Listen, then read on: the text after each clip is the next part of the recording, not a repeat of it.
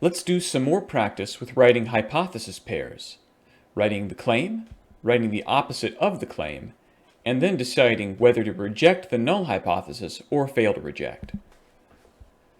In this question, it says that the mean IQ of statistics students is at least 110.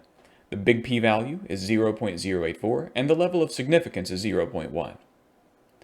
We'll begin with the first step, writing the claim. In the first couple words of the sentence, we see the word mean. This means the symbol we'll use is mu. Now, it also says later on that the mean IQ is at least 110. At least stands for greater or equal. That will be this symbol in the middle of the null hypothesis section, greater or equal. We're also given the number 110. And since the greater than or equal falls inside of the null hypothesis section, that will be our null hypothesis. So begin with writing mu, greater than or equal, 110. Label it as the null hypothesis, and also write that this is the claim. That takes care of our first step. Now for the alternate hypothesis, H1. We have to think about the opposite of greater or equal. The opposite of greater is less. And since we've already used equals in the null, we can't use it in the alternate. In fact, the alternate will never contain equals. But we will still say mu and still say 110. Now for the third step, we compare big P against alpha. Our big P value is given later on at 0.084. The level of significance is 0.1. And this means that our big P is less than alpha. So it means we go to the first option here. If big P is less than alpha, that means we have strong enough evidence to reject the null and cross it out. So let's cross out the null hypothesis and box in the alternate because that's the only one left. So, in rejecting the null, we've also rejected the claim.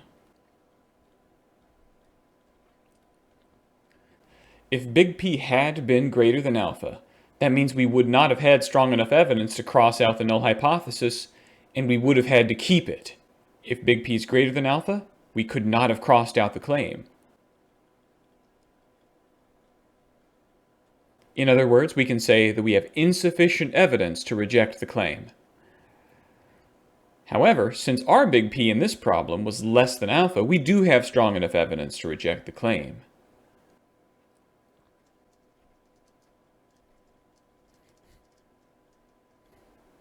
Let's restate our claim.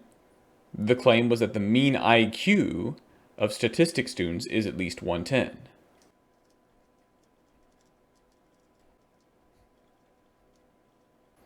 And let's also mention the level of significance. So we've said what we needed to say here. We've talked about the evidence. We've talked about whether we're rejecting or failing to reject. We have repeated the claim, and we've placed the level of significance. So we have what we need here.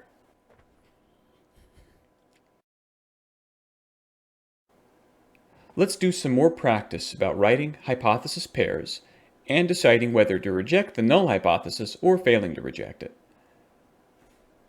This question says the mean annual income of workers who have studied statistics is greater than $45,750. The big P value is 0.152 and the level of significance is 0.05. Let's begin writing the claim for step 1. We're told that this will be a mean, and we will use mu as our symbol for that reason. Now, the inequality symbol that we see here is greater than. That will be underneath the alternate hypothesis section. And the number that we use is 45,750.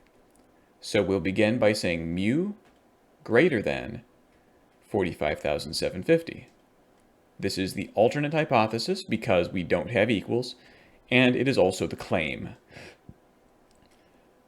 Step 2, the null hypothesis. It must be the opposite of the alternate hypothesis. The alternate says greater, so the null must say less, and null must also contain equals because all of our symbols in the null section contain equals.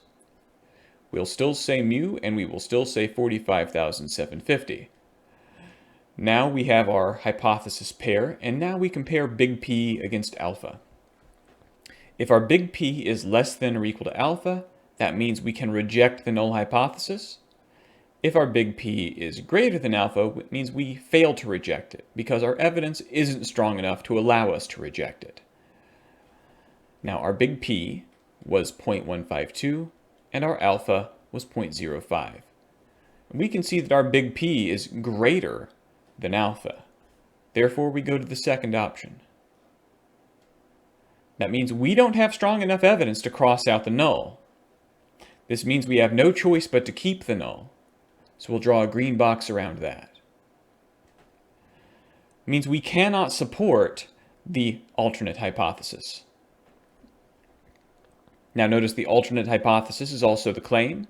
So what we write here is we do not support the alternate hypothesis. Now if big P was less than alpha, that means we would have crossed out the null, and that would have left the claim behind. So if big P was less than or equal to alpha, we would say that we would support the claim. However, in our case, we don't have that strong evidence, and so we don't support the claim. Now, let's restate that. We would say there is not enough evidence to support the claim.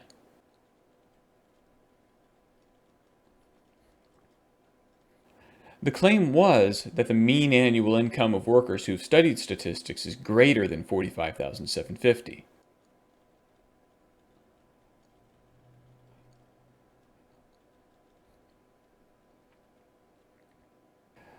Let's also mention we have failed to reject the null hypothesis and mention the significance level. So we've spoken about the evidence. We said it's not strong enough. We've mentioned the claim again. We've mentioned that we have failed to reject the null hypothesis, and we have mentioned the significance level. So we've said what we need to say here.